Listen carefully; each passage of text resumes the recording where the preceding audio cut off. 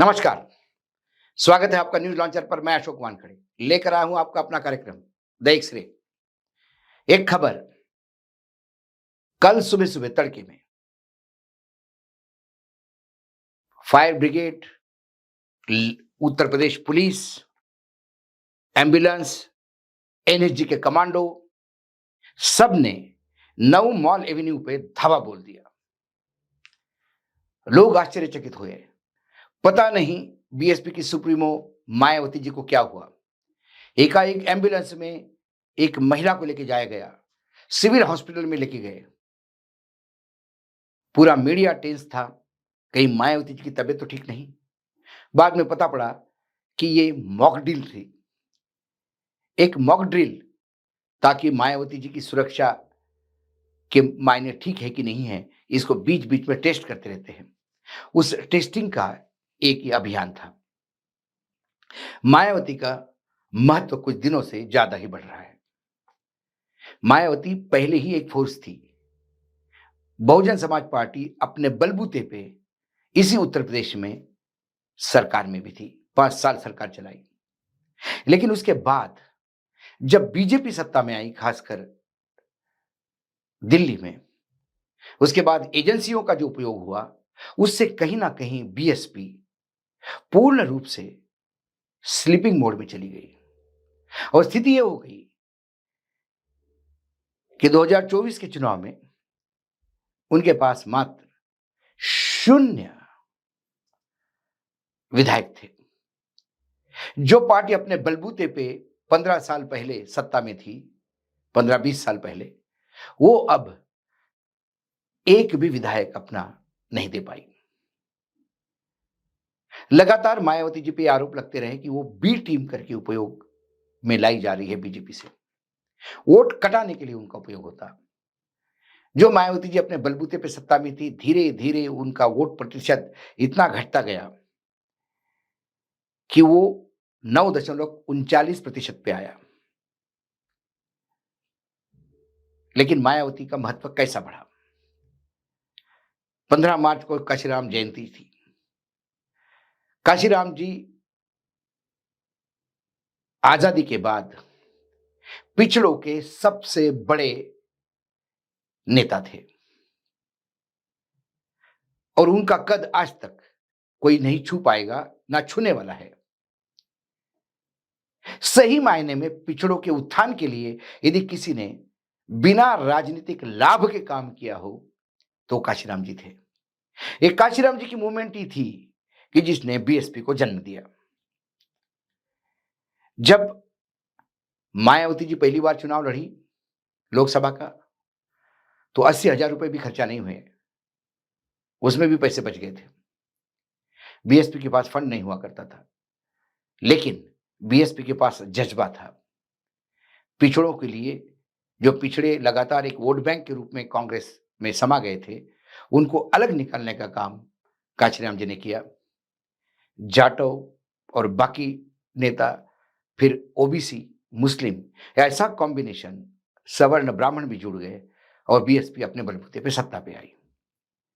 लेकिन मायावती जी ने काशीराम जी की इस 15 मार्च वाली जयंती जो अभी गई है, उसमें ऐलान किया कि अब संगठन 2027 को लेकर पूर्ण रूप से एक्टिव होगा। सबसे पहले उन्होंने आकाश आनंद और अशोक सिद्धार्थ, जो उनके ससुर हैं, आकाश आनंद उनके भतीजे, उनको पार्टी से बाहर निकाल कर दिया। उसके जगह लखीमपुर खीरी के रामजी गौतम, जो सांसद भी है राज्यसभा के, और रणधीर बेनीवाला सहारनपुर के, इन्हें नेशनल कोऑर्डिनेटर बनाया। ये बीएसपी में बड़ी पोस्ट होती है। उसके बाद में मंडल प्रभारी, जिले के प्रभारी, हर मंडल में 4 कोऑर्डिनेटर, 2 जिले और 2 विधानसभा में 1 प्रभारी, 3 बड़े मुस्लिम नेताओं को भी जिम्मेदारी दी। कई नए चेहरे सामने लाए। मंडलों को आदेश दिया कि हर जो मंडल बने हैं वो लगातार मीटिंग्स ले, गांव-गांव जाके, शहर-शहर जाके, और दलित, ओबीसी को, मुस्लिम्स को जोड़ने का प्रयास करें। एसटी, एससी, ओबीसी और मुस्लिम, ये कॉम्बिनेशन फिर से वही पुराना कॉम्बिनेशन इकट्ठा करने का प्रयास करें, ताकि फिर वही सुनहरे दिन वापस आ जाए जो हम अपने बलबूते पे सरकार बनाएं। लेकिन मायावती जी का एक्टिव होना किसको फायदा पहुंचाता है? दो बातें हैं। यदि समाजवादी पार्टी गेन करती है, या समाजवादी इंडिया गठबंधन समाजवादी और कांग्रेस मिलकर गेन करते हैं, या उनको उनका फायदा होता है, जब तब फायदा होता है जब जो दलित मायावती जी के साथ था वो टूट के अब बीजेपी के साथ जो गया वो वापस आ सकता है। और दलितों का जो परसेंटेज है वो 22% है उत्तर प्रदेश में। उस 22% में 50% यानी 11% आप उत्तर प्रदेश के टोटल मतदाताओं की बात करें तो जाटो मतदाता है। ये जाटो मतदाता किसी भी हालत में यदि मायावती रिटेन करती है तो फिर वोट स्प्लिट होता है और इसका फायदा बीजेपी को मिलता है।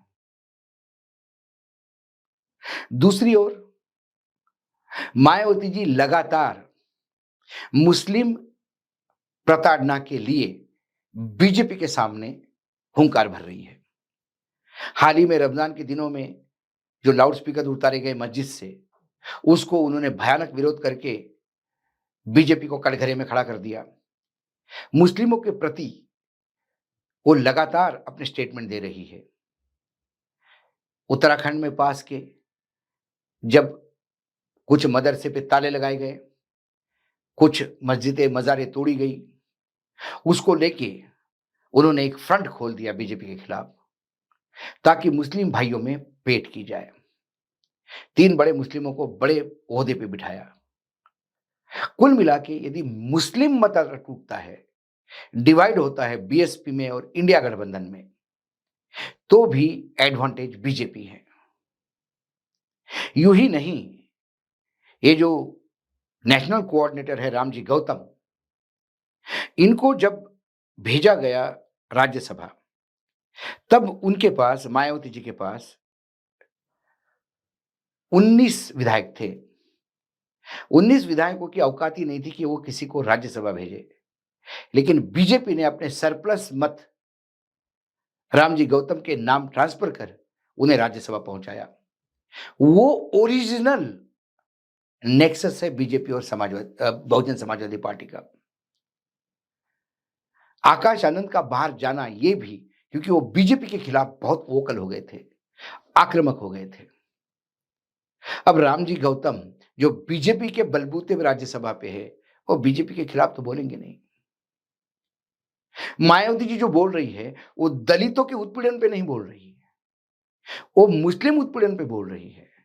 नहीं तो दलितों का उत्पीड़न तो आए दिन हो रहा है, लेकिन उसके लिए मायावती जी अपना टाइम वेस्ट नहीं करती, क्योंकि उनका मेन काम है कि मुस्लिम मतदाताओं को कैसे अपने वापस पाले में ला सकते हैं जो पहले उनके साथ थे। तो ये 2027 की एक्सरसाइज है। यदि इंडिया गठबंधन में, जिसके उत्तर प्रदेश में जिसको लीड कर रहे समाजवादी पार्टी के अखिलेश जी, इन्हें पीडीए, पिछड़े दलित और अल्पसंख्यक, ये गठबंधन करने का प्रयास किया और यही पीडीए के चलते उन्हें लोकसभा में भूतो न भविष्यति ऐसा समर्थन मिला और बीजेपी सरप्राइजिंगली दूसरे नंबर पे आई। यही यदि ट्रांसलेट होता है 2027 में, तो फिर इंडिया गठबंधन की सरकार आ सकती है। तो इंडिया गठबंधन पीडीए पे कितना काम कर रहा है ये तो इंडिया गठबंधन जाने, लेकिन बीजेपी 2027 को लेके कई एंगल से काम कर रही है। उसमें एक एंगल बहुजन समाजवादी पार्टी भी है। इसीलिए मायावती जी का एकाएक मुस्लिम के प्रति प्रेम जगना, अपने संगठन को जीवित करने का फिर से प्रयास करना, अपना जाटा वोट फिर अपने पास बने रहे, इसके लिए प्रयत्न शुरू करना, ये इसी बात का इंडिकेशन देता है कि अखिलेश और राहुल की इस जोड़ी को 2027 में तकलीफ तो होगी, और वो तकलीफ मायावती जी की तरफ से भी होगी। जब मैं एक्सरे से दिखता हूं तो मुझे बहुत सारी चीज दिखाई देती है। आज एक्सरे में इतना ही। कल फिर आता हूँ किसी विषय के साथ, तब तक के लिए नमस्कार। देखते रहिएगा न्यूज़ लॉन्चर।